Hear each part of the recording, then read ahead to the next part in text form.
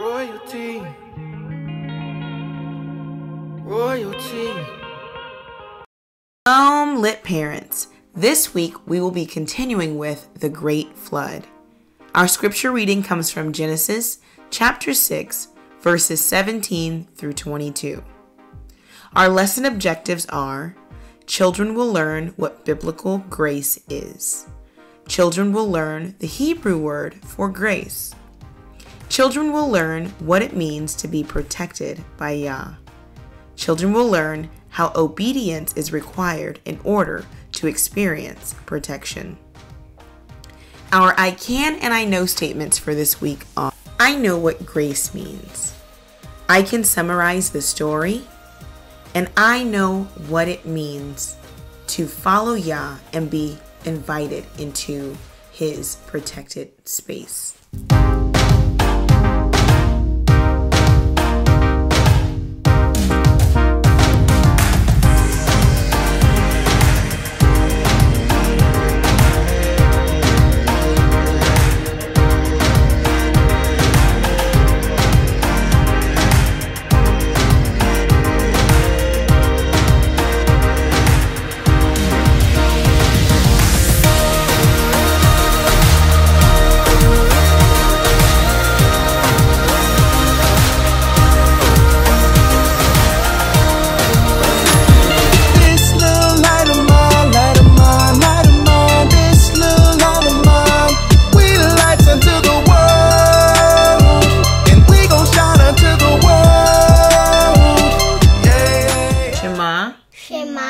Yisrael, Yahuwah, Eloheinu, Yahuwah, Ehad.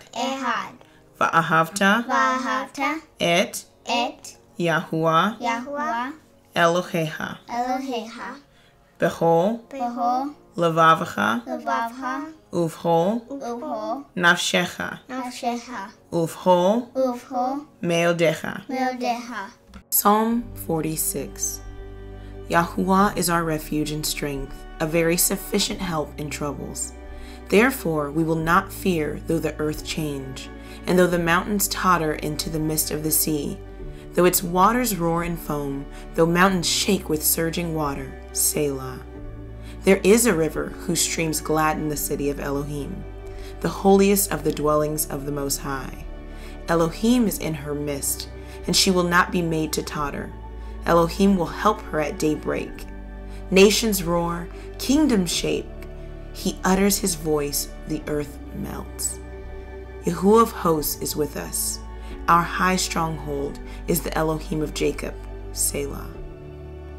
Come see the works of Yahuwah, who has placed desolations on the earth. He makes wars to cease to the ends of the earth. He breaks the bow and cuts off the spear. The wagons of war he burns with fire. Be still and know that I am Elohim. I will be exalted among the nations. I will be exalted in the earth. Yahuwah of hosts is with us. The Elohim of Jacob is our stronghold. In this lesson, Yahuwah tells Noah, his wife, and his 3 sons and their wives to enter the ark. Then Yahuwah gathers all the animals in front of the ark. It is so noisy that Noah can hardly hear himself think. Noah follows Yahuwah's instructions and takes 2 pairs of every kind of unclean animal and 7 pairs of every kind of clean animal onto the ark, and enough food to feed him and his family and all the animals. When all of the animals board the ark, Yahuwah shuts the door.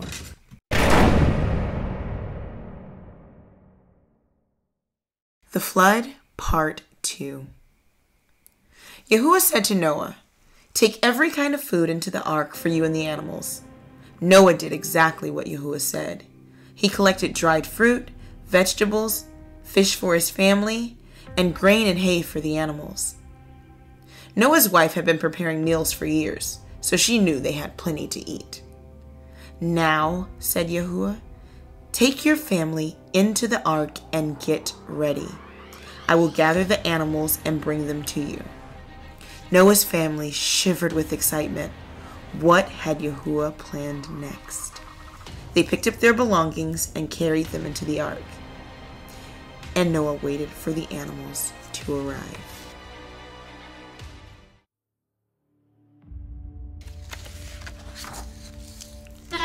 Soon, thousands of animals gathered into the ark, pushing and shoving each other for position. They roared and growled and squawked and grunted. Imagine how noisy it was. Noah's mouth dropped open. There were so many animals, even strange animals he had never seen before. "Where do I start?" cried Noah as he buried his face in his hands. He was very thankful to Yahuwah for his help. "Take 7 pairs of every kind of clean animal and bird," said Yahuwah. "For every kind of unclean animal, only take 1 pair. After 7 days, I'm going to send water on the earth for 40 days and 40 nights. Noah stood in front of the ark and counted the animals. He chose 7 pairs from every kind of clean animal, and from every kind of unclean animal he chose only 1 pair, just as Yahuwah had told him. Then he took the animals up the ramp into the ark. There were giraffes and elephants, anteaters, armadillos, cats, monkeys, bears, hippos. When the animals were inside, Yahuwah shut the door. None of Noah's neighbors were on the ark. They had chosen to do things their own way. Suddenly, the sky turned dark, thunder rumbled through thick black clouds, and lightning streaked across the murky gray sky. The floodgates of heaven opened, and it began to rain. It rained and rained and rained. Noah's friends and neighbors stared into the sky. "Where is this water coming from?" they asked each other. Maybe Noah was right. The earth shook and cracked like an egg. The fountains of the deep burst open, and water erupted under the ground. Noah's frightened neighbors pounded their fists on the ark, begging to be let in. "Open the door! Otherwise we will die!" Noah wiped a tear from his eye. He wished with all his heart that his neighbors had put their faith in Yahuwah. "I warned them about this, but they thought I was crazy," Noah said to his wife. "They didn't believe I was hearing from Yahuwah. Now it's too late." It rained for 40 days and 40 nights. The flood waters grew higher and higher. Inside the ark, animals were tossed about like clothes in a washing machine. It was so noisy that Noah's family could hardly hear themselves think. Noah poked his head through the window. Water stretched as far as the eye could see. The hills and the valleys disappeared. Shivering, Noah wrapped his cloak tightly around him. The only people alive were him and his family. "Please protect and deliver us through this storm."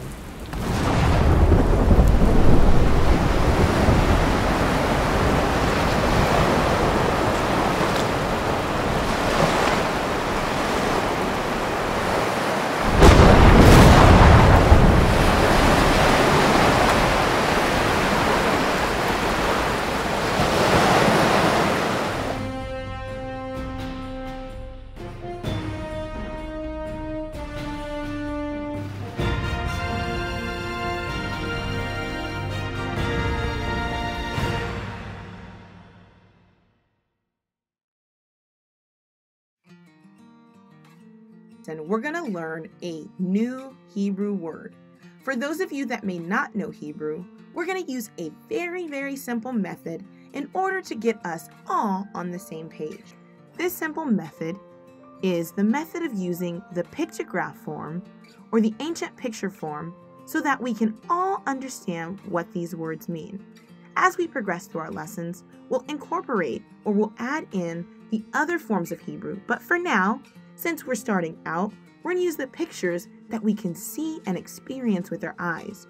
These pictures are things that are part of your everyday life, so don't be alarmed if it's something that looks a little strange, because we're going to explain it. Today, our Hebrew word is the word hen. Not a chicken, but the Hebrew word hen is spelled het nun. The het represents a fence, a wall, or a separation. Practice writing the letter het.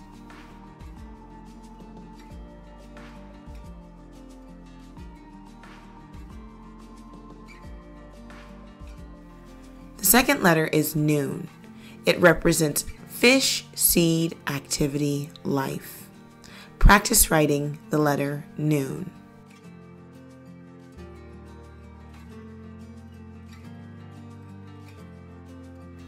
Het nun together are the word for grace. Now, grace is a kind of an abstract word. Abstract means that we really don't know what it means until we see it in an action form. Het nun show us a fence or a wall or something that separates the nun or the seed from something else. In the story we just read, we saw Yahuwah separate Noah and his family, the seed or the life, from everything else that was happening outside of the ark. They lived because Yah separated them with a wall or a ark in order to keep them safe. Grace is the idea of being kept safe by Yah, being invited into a protected place where He is the one that secures it, so that we will not have to endure the tragedies that go on outside of His protected place. In keeping and obeying Yah's laws, we enter into His grace. At the beginning of the story, we hear the words, "And Noah found grace in the eyes of Yahuwah, and He prepared him. And because Noah was obedient, Noah did what Yah said, and Yah saved him and his family." As believers, it is our job to be obedient to Yah so we could be accepted into His space. Our Yah is a holy and awesome Yah. Yah tells us to be separate because He is separate, and He has rules for the space that He has separated for us. In order to be invited into that space, we have to listen and follow His rules. Yah wants to be in relationship with each and every one of us. And the way that we show that we want to be in relationship, or we want to be invited into Yah's space, is to be obedient. It first starts with our parents and the people that love us and are put over us to take care of us. And as we begin to grow and show that we can be responsible in those areas, Yah is going to use us all in very great ways. Hey Lit Science kids! Let's look at a brief video on how animals respond to natural disasters.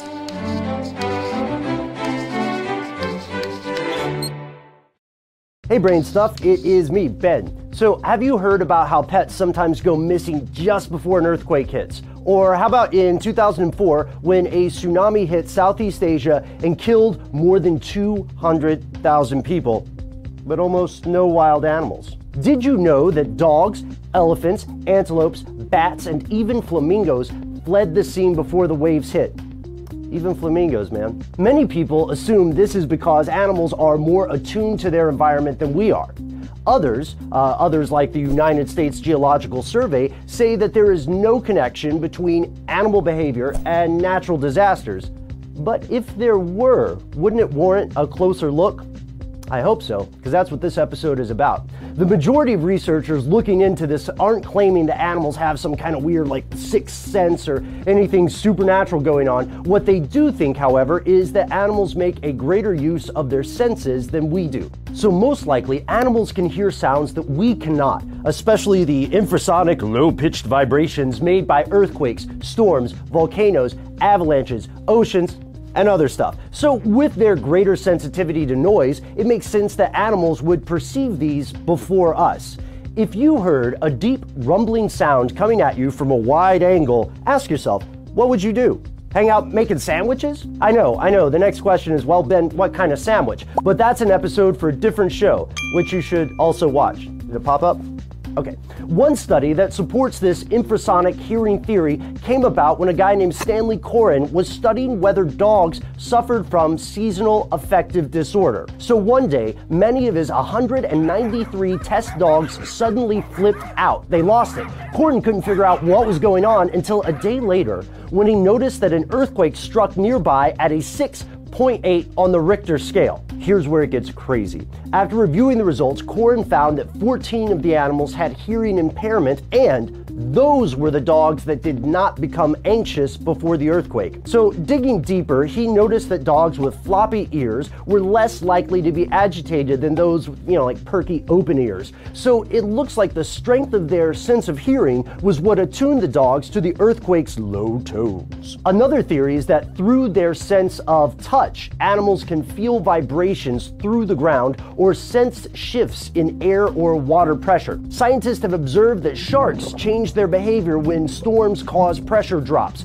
swimming to deeper waters where they'll be protected. And they're not the only ones doing this. Birds and insects also seek cover when this sort of stuff goes down. Using animals to monitor natural disasters could potentially affect how we make safety decisions. China did this in 1975 when they evacuated a city before an earthquake hit after their animals showed signs of high anxiety, and it's estimated that they saved thousands of lives because of this decision.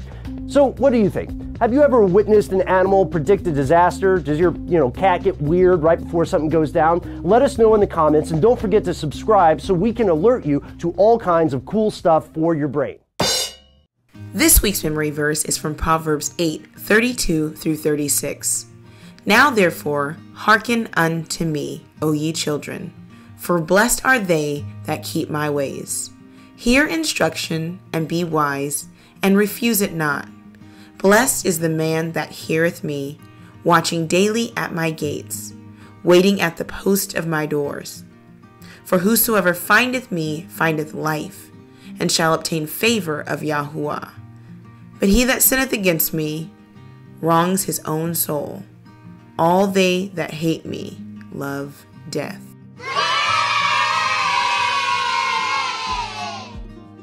Wow, wasn't that exciting? We learned that Yah's grace means that He set aside a special place for us and that He'll protect us when the storms come raging. If you and your children want to be a part of Lit Yell It of the Week, submit your picture or video doing a Bible Pathways activity to ourlitfamily@gmail.com. Go to BiblePathways.com and check out some of the cool activities they have for this lesson. Until next week, may the Most High keep you, bless you, and may His face shine upon you. And always remember that living in Torah is lit. This little light of mine,